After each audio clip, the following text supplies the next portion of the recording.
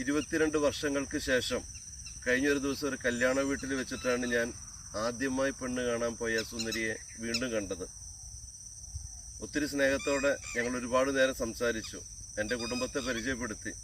അതിനുശേഷം ഞാൻ അവളോട് അവളുടെ കുടുംബത്തെക്കുറിച്ച് ചോദിച്ചു.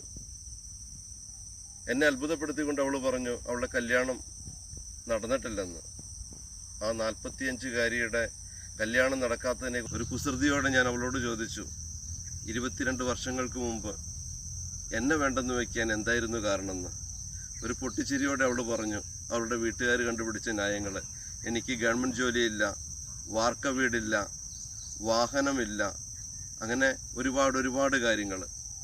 അപ്പോൾ ഞാൻ അവളോട് പറഞ്ഞു, അതേ സാഹചര്യത്തിൽ തന്നെ ഞാൻ വിവാഹിതനായി. എനിക്കിന്നും ഗവൺമെൻറ് ജോലിയില്ല. അന്നുള്ള അതേ ഓടിട്ട വീട് തന്നെയാണ് ഇന്നും ഉള്ളത്. പിന്നെ കുറേ മാറ്റങ്ങളൊക്കെ കാലമായിട്ടുണ്ടായി. അപ്പോൾ ഞാൻ അവളോട് പറഞ്ഞു സ്നേഹത്തോടുകൂടെ, നല്ലൊരു കാലം വരുമെന്ന് ഓർത്ത് കാത്തു നിൽക്കരുത്. നിലവിലെ സാഹചര്യത്തിൽ നല്ല തീരുമാനങ്ങൾ എടുക്കുക, നല്ലൊരു ജീവിതമായിട്ട് ഇനിയെങ്കിലും മുന്നോട്ട് പോവുക എന്നുള്ളത്. മനുഷ്യജീവിതത്തിൽ ഏറ്റവും പ്രധാനപ്പെട്ട കാര്യം തീരുമാനങ്ങൾ എടുക്കാനുള്ള പ്രയാസമാണ്. തെറ്റാണെങ്കിൽ നമുക്ക് കറക്റ്റ് ചെയ്യാം, എങ്കിലും തീരുമാനങ്ങൾ ഉചിതമായ സമയത്ത് എടുക്കാൻ നമുക്ക് സാധിക്കണം.